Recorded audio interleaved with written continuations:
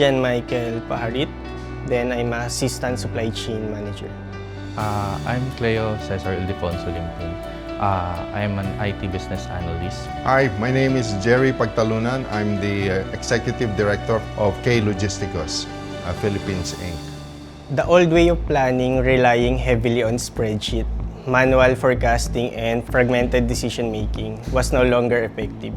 Especially when the service level drops, we started seeing recurring stock out of high inventory items, while some of slow-moving items file up. Before Slim4, supply chain planning was largely manual, reactive, and fragmented across systems. So planning typically relied on spreadsheet and experience of planners. So without advanced analytics, forecasting were prone to bias and error, leading frequent stock out or excess inventory. When demand patterns shifted, our team could not quickly adapt plans, resulting in missed sales or overstock situations.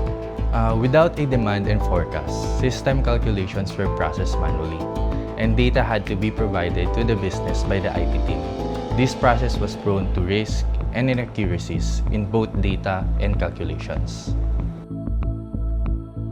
As a distributor, inventory holding is a significant amount of money that is invested. It's a working capital item that we have to live with and that we have to control.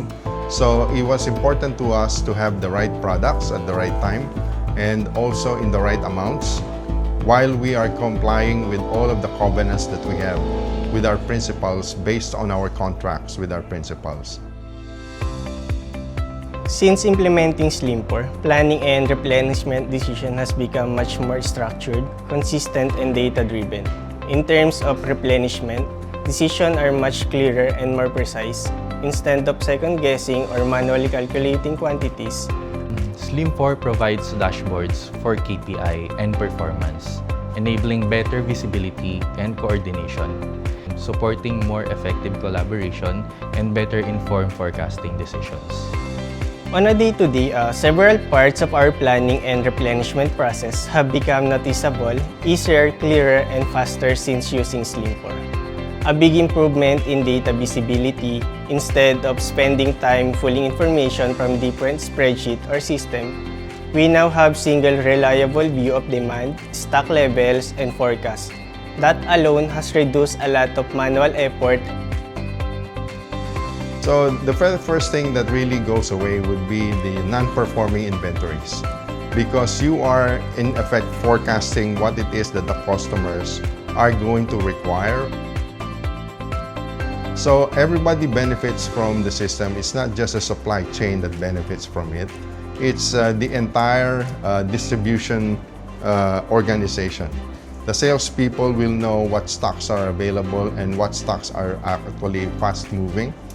The trade marketing people know which SKUs need to be promoted in order for them to move a bit faster.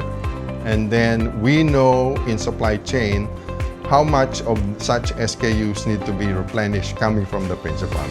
Slim4 has definitely put us in a position where we can then claim that demand forecasting and inventory optimization is a key distinguishing item, differentiating item for us. Because not too many distributors would be able to claim that they have a system that really works to give you a full view of what it is that you're likely to be selling. We want to be an integrated supply chain, not only within ourselves, but with our principals as well.